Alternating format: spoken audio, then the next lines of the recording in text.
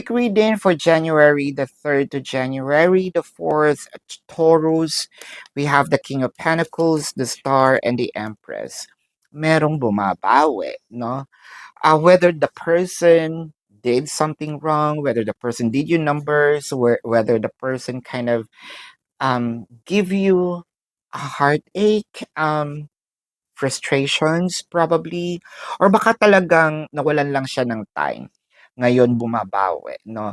Parang, your wish is my command. Ano bang gusto mo, dear, no? Gusto mo bang umalis tayo? Gusto mo bang pumunta tayo ng mall? Mag-out of town? Anong favorite food mo ngayon? Anong cravings mo? Or anong gusto mong puntahan? It felt like, anong paborito mong amoy ngayon, no?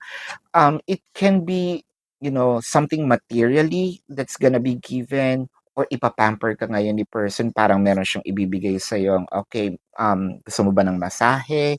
Whether tayo magpamasahe tayo or ako na magmamasahe and then some.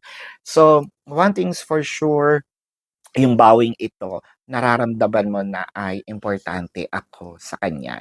This is your quick reading for January the 3rd to January the 4th, Taurus. Predicting future isn't my purpose.